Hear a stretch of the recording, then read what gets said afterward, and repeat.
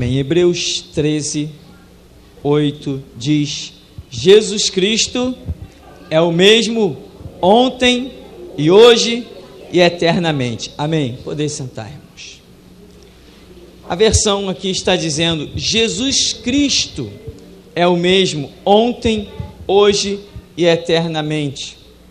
Quando esse escritor de Hebreus está colocando esta palavra, o que é este ontem que ele diz e o que é este hoje?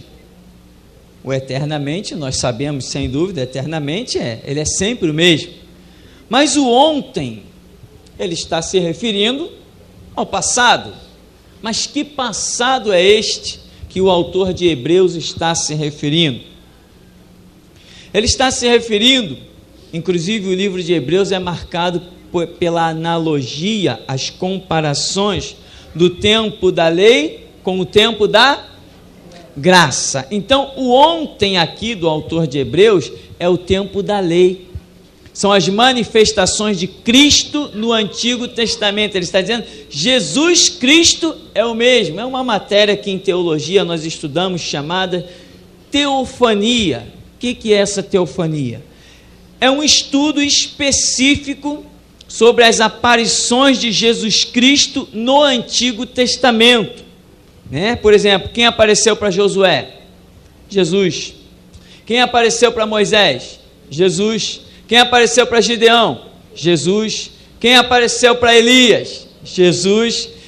Enfim, todos aqueles grandes homens de Deus, quando se deparam com uma figura chamada o anjo do Senhor, com letra maiúscula no Antigo Testamento, é Jesus Cristo se aparecendo ainda na sua forma pré-encarnada. Ele aparecia bem parecido com um anjo, a ponto de as pessoas o confundirem com um anjo.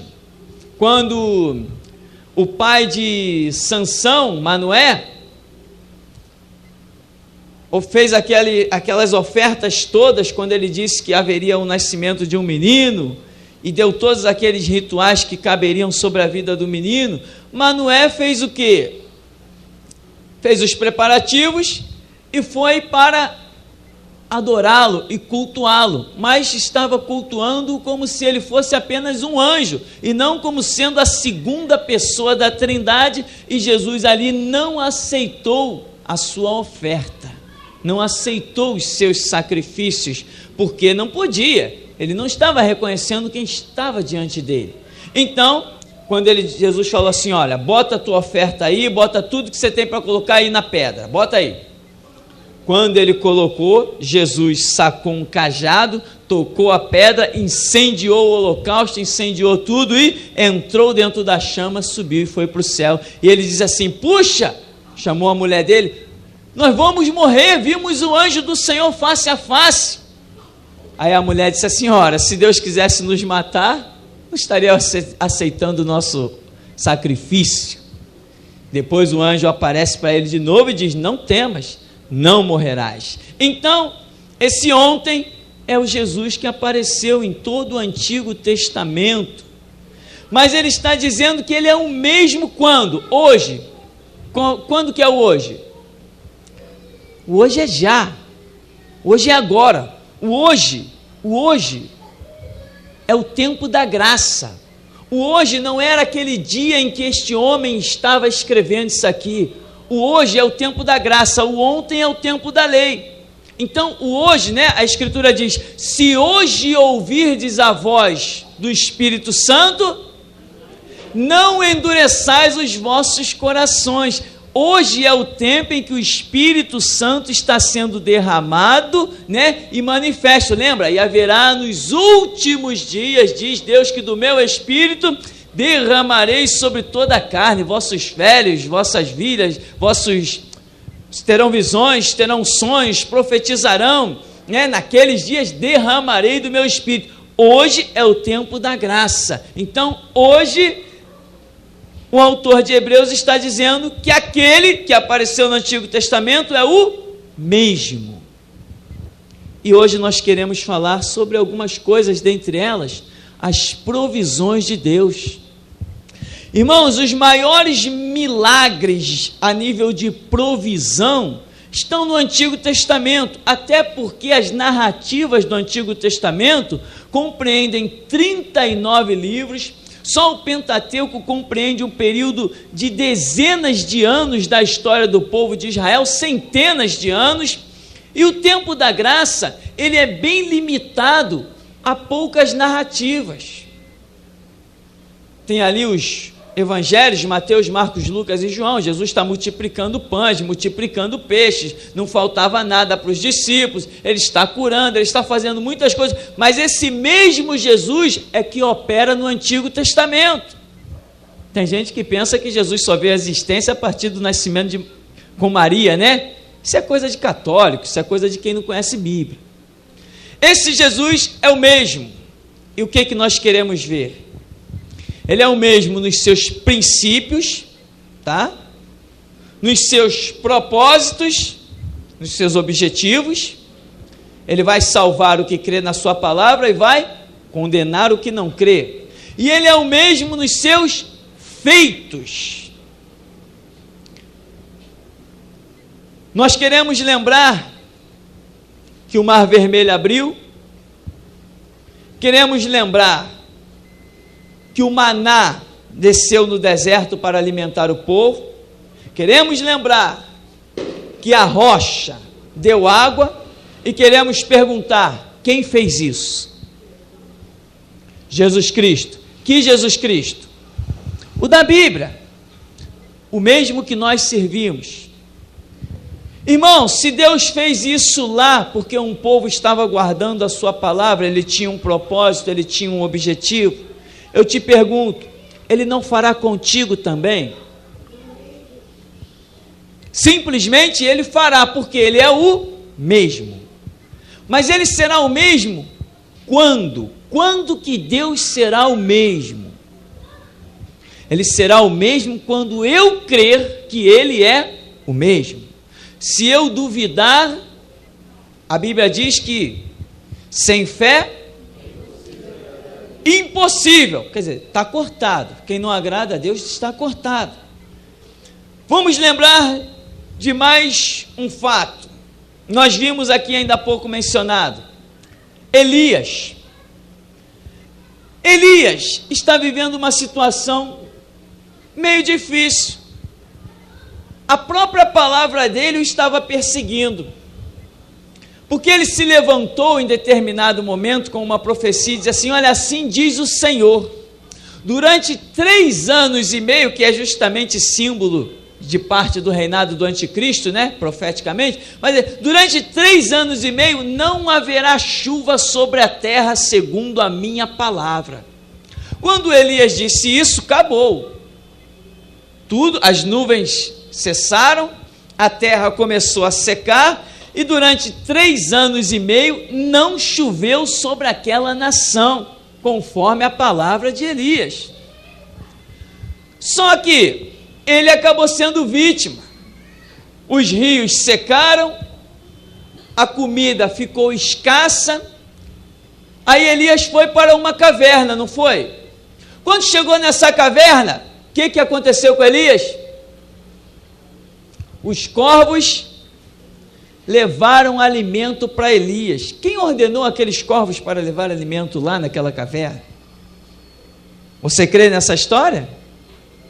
Você crê realmente? A diferença está aí, irmão. A Bíblia traz histórias que para os homens ímpios são histórias ridículas. A Bíblia traz histórias que são as histórias mais deprimentes e horripilantes. E Paulo vem e diz assim: a mensagem da cruz é loucura para eles que perecem, mas para nós que somos salvos, poder de Deus. Meu irmão, espere Deus colocar o maná na sua mesa. Espere. Deus falou assim para a nação de Israel: olha, vocês peregrinaram 40 anos no deserto. Quem aí, a não ser os rebeldes, caiu enfermo? Quem perdeu as vestes consumidas pelo tempo? Me apresenta aí os pares de sandálias gastos pela areia do deserto. Me mostra aí quem morreu de insolação. Quem ficou com frio no meio da noite no deserto? Aí Hebreus está dizendo que Deus é o mesmo. Meu irmão, você tem um Deus que ele se faz de veste para você, se faz de alimento para você. Ele é teu abrigo, ele é teu socorro, ele é teu auxílio, ele está sempre presente, ele não te deixa. Jesus falou: as minhas ovelhas estão na minha mão e ninguém as arrebatará. Elias está lá, tinha um rio e os corvos traziam carne para Elias. Daqui a pouco, o que aconteceu com aquele riacho? Secou. Aí Elias se vê desolado. E agora? Secou o riacho. Aí Deus mandou ele ir para aquela viúva. Elias, vai lá, tem uma viúva, e eu já ordenei a ela que ela te sustente. Ora, quando Elias chegou lá, a mulher tinha como sustentá-la. Ele falou: olha, eu só tenho aqui um pouco de azeite, um pouco de farinha, e acabou, eu vou fazer alguma coisinha aqui para mim, para o meu filho, vou fazer algumas coisinhas, e acabou a minha vida. Eu vou morrer depois disso. Como é que essa mulher ia sustentar Elias? Deus não precisa de ninguém para sustentar os seus servos. Ele mesmo sustenta. Elias chegou lá e disse assim: cadê a viúva que vai me sustentar? Essa daí, ela não tem nada. Olha a casinha que ela vive. Aonde você chega, meu irmão, o teu Deus contigo é a provisão. Ninguém te sustenta, é você que sustenta os outros. Paulo diz assim: nós somos como pobres, mas enriquecendo a muitos. Aonde você chegar, você é a provisão de todas as coisas, porque o teu Deus é o mesmo ontem, hoje e será eternamente. Aí Elias diz assim: não, pode trazer para cá, porque assim diz o Senhor Deus: a farinha da panela não vai cessar, o azeite da botija não vai acabar, até o dia em que o Senhor dê chuva sobre a terra. Assim diz o Senhor. Que Senhor? O Senhor que eu sirvo, que é o mesmo ontem, hoje e eternamente. Meu irmão, com Deus desse tamanho, eu pergunto: por que tem crente batendo na porta de ímpio para pedir um prato de comida? É porque não é crente como deveria ser. Não é crente como deveria ser. Deus supre dessa maneira. É mentiroso esse Deus da Bíblia? Eu posso rasgar esse livro e jogar no lixo que não faz a mínima diferença? Eu aposto a minha vida nesse livrinho aqui chamado Bíblia. E se o Deus da Bíblia não fosse verdadeiro, eu já estaria debaixo de 7 palmos há muito tempo. Porque se há dúvida quanto à realidade de Deus, pelo menos quanto à realidade de Satanás, ninguém tem dúvida, porque as obras do diabo estão estampadas por aí na sociedade. E nós temos desafiado Satanás pelo que este livro diz. E até aqui, nos ajudou o Senhor. Veja o que Deus fez com Moisés. Moisés, sobe ao monte, eu quero bater um papo contigo. Foi um papo de quanto tempo, hein? Um papo de 40 dias. O que Moisés comeu nos 40 dias? Nada. O que Moisés bebeu nos 40 dias? Nada.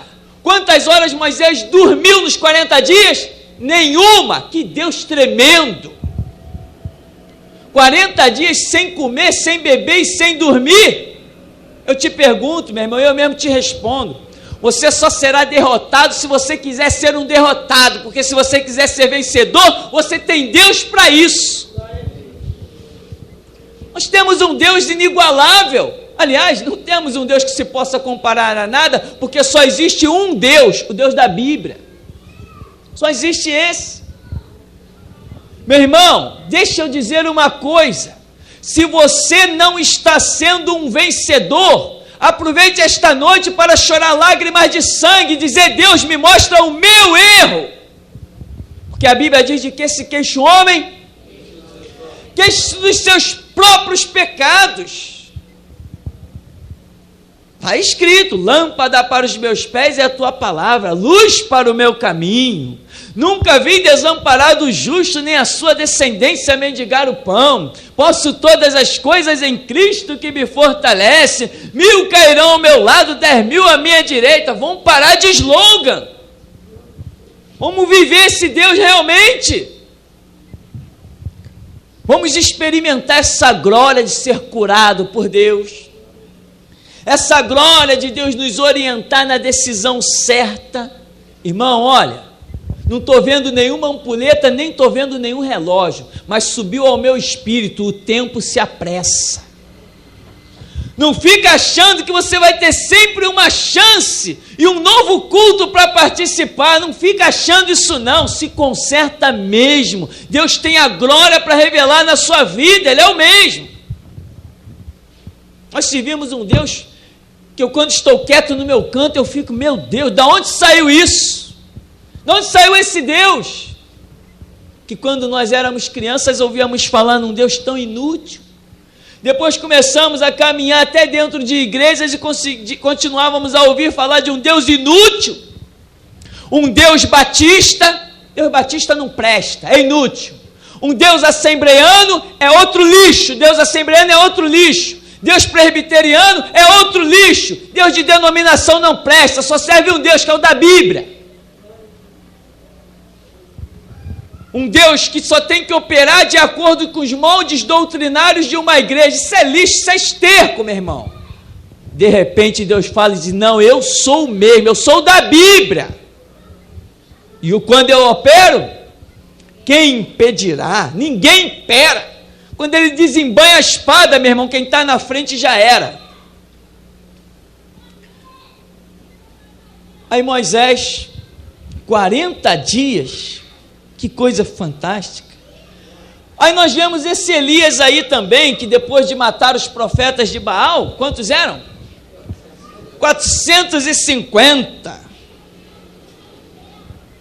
Ele pega o caminho do monte Horebe. No meio do caminho, deve ter cansado, né? Sem comer, sem beber, não estava carregando bolsa, não estava carregando nada. Aí parou lá. Aí veio um anjo. Eu disse que veio um anjo. E o despertou. Acorda, Elias. Está aqui, ó.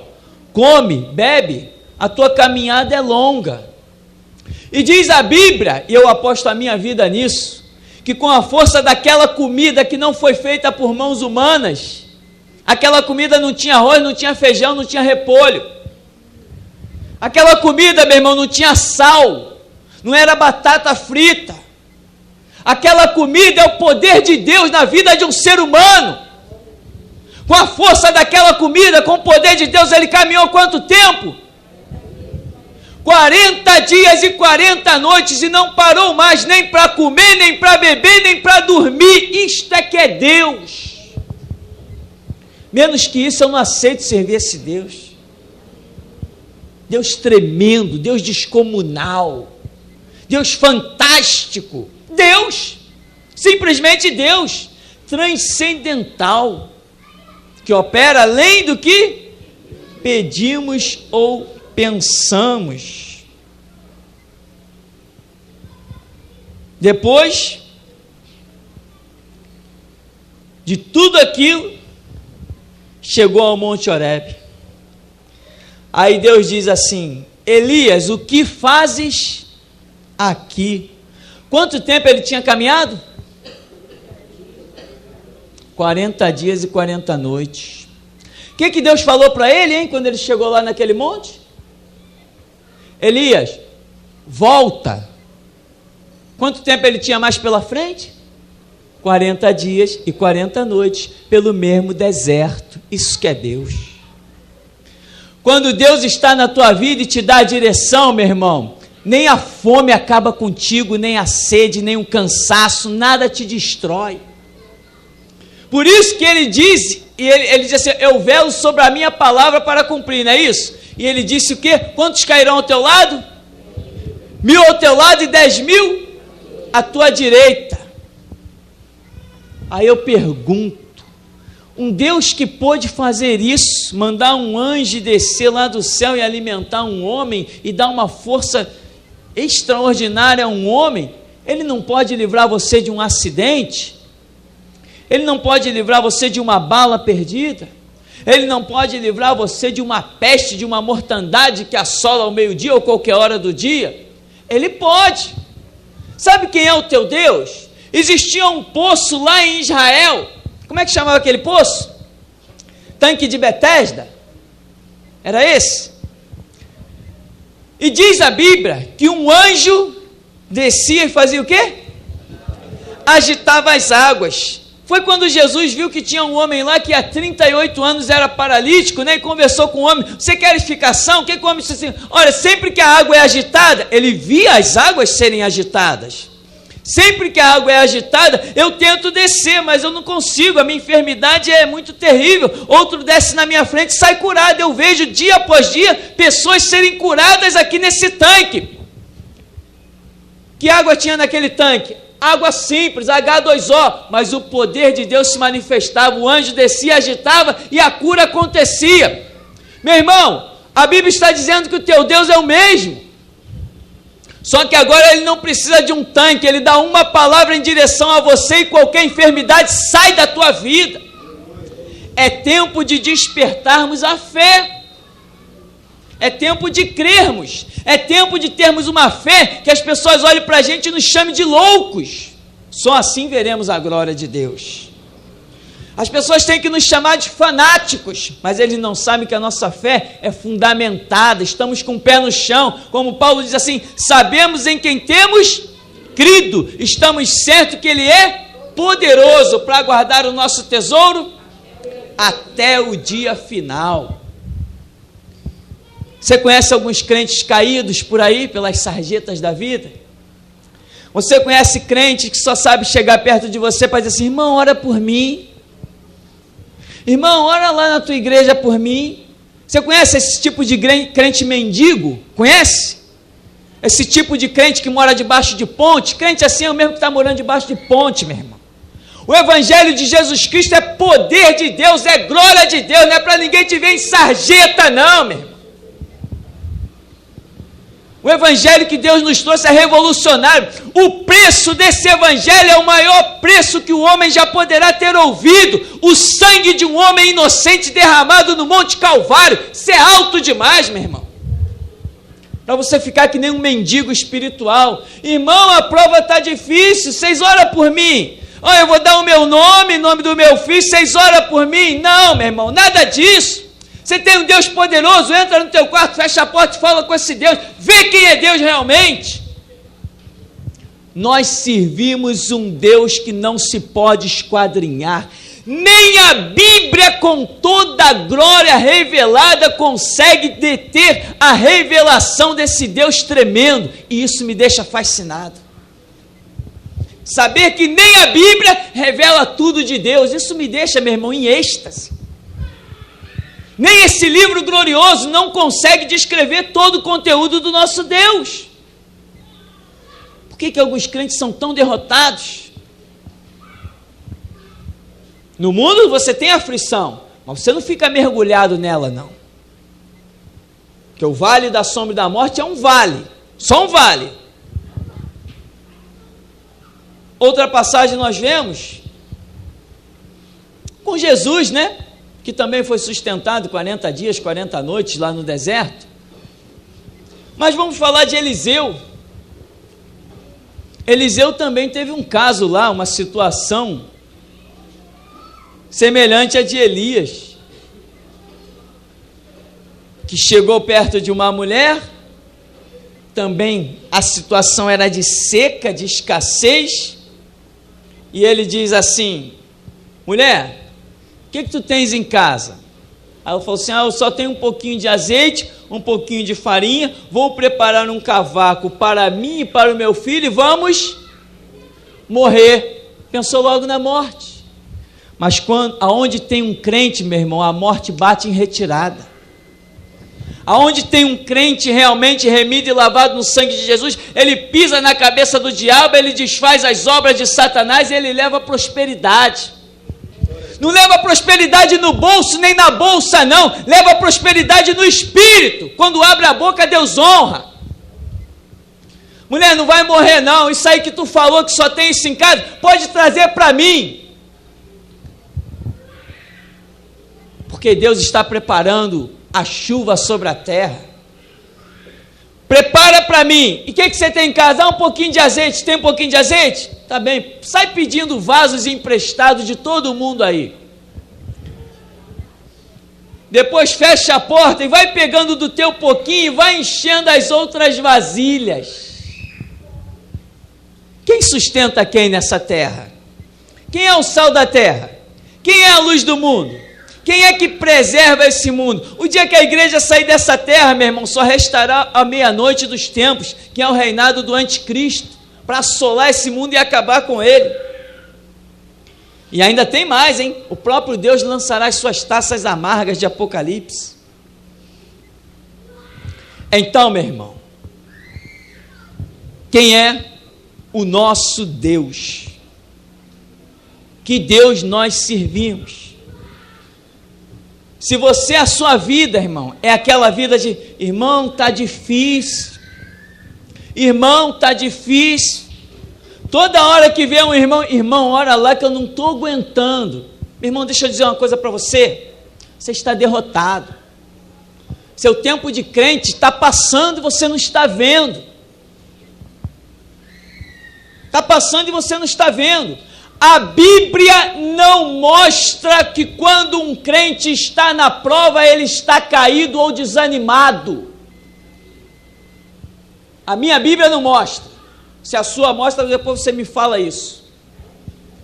A minha Bíblia diz, ainda que eu andasse pelo vale da sombra da morte, não temeria mal algum, porque tu estás comigo, a tua vara, o teu cajado me consolam, tu preparas uma mesa perante mim, na presença dos meus adversários, tu unge a minha cabeça com óleo, meu cálice se transborda, a bondade e a misericórdia me seguirão todos os dias da minha vida, habitarei na casa do Senhor para todos sempre. Isso é ânimo, isso é alegria, mesmo no vale da sombra e da morte.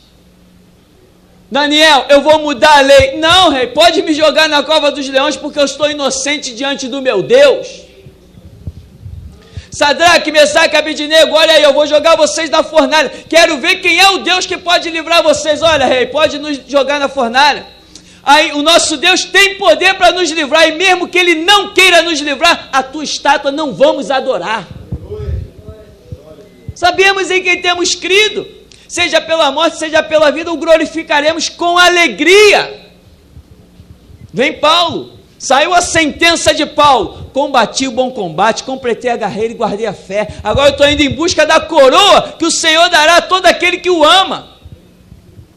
Aí vem Pedro, o Senhor Jesus já me revelou que brevemente hei de deixar o meu tabernáculo.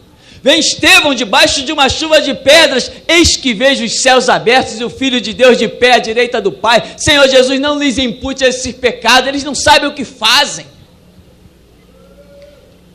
Agora, irmão, olha por mim, irmão, está difícil, irmão, a prova foi tão dura que eu nem fui na igreja, irmão, tu está caindo feio, num lugar desse onde Deus quebra a maldição, onde Deus cura traumas, onde Deus revela e dá direção, e eu já falei que eu nunca vi Deus nesses meus 18 anos de evangelho, eu nunca vi Deus da maneira que tenho visto nesse pedaço de chão, nunca vi. Sei como é que um crente ainda pode ser derrotado, fracassado. Pergunta que Deus responde, meu irmão, num lugar onde Deus fala face a face. Como é que você pode ter dúvida da sua caminhada e estar vivendo uma vida derrotada? Não deixa que as coisas do mundo te sufoquem. Ah, mas o meu negócio, ah, mas o meu trabalho, ah, eu tenho necessidades, a tua maior necessidade tem que ser de cultuar a Deus. Se essa não for a tua maior necessidade, daqui a pouco você está dizendo assim, irmão, está difícil, ora por mim, leva o meu nome lá para a reunião de oração, não sei o que, meu irmão, crente que é crente, ele é que tem que orar por ele mesmo. Aleluia.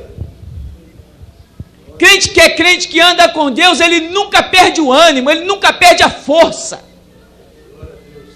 ele nunca perde a disposição. Está difícil, mas eu sei que lá no fim do túnel vai ter uma luz. Está difícil, mas eu sei que tenho crido, estou bem certo que Ele é poderoso. Está difícil, mas eu sei que o meu Redentor vive e que por fim se levantará. Crente que é crente não perde o ânimo um instante, meu irmão. Irmão, servimos um Deus poderoso, mas vivo mendigando bênção por aí? Conheci um camarada, um crente ridículo. Eu conheci, de vez em quando eu conheço esse tipo de gente. Estava conversando com um camarada que pensa que é crente, que pensa que é missionário. Aí, olha a bênção dele. Como são ridículos essa gente. Irmão, Deus é bom. Eu falei, meu irmão, Deus é bom. Sabe o que Deus está fazendo comigo, irmão? Deus está usando um padre para levar sustento para minha família lá em casa, que eu tenho 4 filhos, e Deus levantou um padre para me sustentar. Isso é crente? Isso não tem vergonha na cara, meu irmão. Deus tem os seus recursos para sustentar os seus servos. Não precisa que os seus servos fiquem dependendo de quem serve a Satanás, não. Eu dizia assim, e você considera que isso é Deus? Que um padre homossexual esteja batendo na tua porta para te dar uma cesta básica? Você acha que tem Deus na tua vida? Vai te converter, meu irmão. Você falei, está falado, e acabou a história. Nós servimos um Deus tremendo, irmãos. Não precisamos de nada de ninguém. Tanto não precisamos que Jesus Cristo disse, não lançai pérola aos porcos. Não preciso de nada de ninguém. Não deixa passar o tempo, irmão. A hora é já. O tempo é já. Não deixa você ficar olhando para trás. Daqui a pouco você está batendo aí no peito. Eu tenho 10 anos de geração Jesus Cristo. Vou dizer assim, você perdeu 10 anos. Com 10 anos nesse pedaço de chão, meu irmão, você tem que estar passando e a tua sombra tem que estar desfazendo as obras do diabo. Com 10 anos nesse lugar, as pessoas têm que estar te chamando para você, por favor, orar na casa delas, que elas estão decepcionadas, desesperadas, e sabem que só a tua oração vai resgatá-las. Eles estão clamando para você chegar, abrir a Bíblia e dar uma palavra, que eles sabem que só você tem a palavra. Crente não é aquele que faz depósito de anos nas suas costas, acomodado em um banco. Não. Crente é aquele com quem Deus pode contar, né? E Paulo diz, estejamos sempre prontos a responder a qualquer que queira saber a razão da nossa fé. A sua fé, ela tem uma razão. Tem que ter. Você não tem uma fé louca. Você não é um fanático. Paulo diz, o nosso culto é um culto racional, né? Racional, entendimento, compreensão. Está aí a Bíblia. Para que está tudo isso aí? Mencionamos tudo isso? Tem muito mais. Imagina se temos condições de mencionar todos os grandes feitos de Deus. O que diríamos de Gideão vencendo os midianitas? O que diríamos de Josué levantando a voz e dizendo, sol detente em Gibeão e tu lua no vale de Ajalon? O que diríamos das pedras que ajudaram Josué a sepultar os inimigos? O que diríamos de Moisés com aquele cajado diante da nação egípcia? O que diríamos dos primogênitos? O que diríamos, meu irmão? O que diríamos de todas essas coisas? Os feitos de Deus são mais do que aquilo que nós podemos contar. Agora, esse é o teu Deus? Como é que você pode dizer que o teu Deus é o Deus que abriu o mar vermelho e você está vivendo na maior miséria? Não combina, meu irmão. Ou o teu Deus não é aquele, ou você não entendeu nada de quem é Deus. O meu Deus sustentou Elias 40 dias, 40 noites, e a mim, eu estou morrendo às mínguas? Que Deus é esse? Amém, querido? Então, meu irmão, leve Deus a sério. Se você quer ver a glória de Deus, leve Deus a sério. Né? Aqui não somos daqueles que dizem, irmão, você está na igreja, é uma bênção.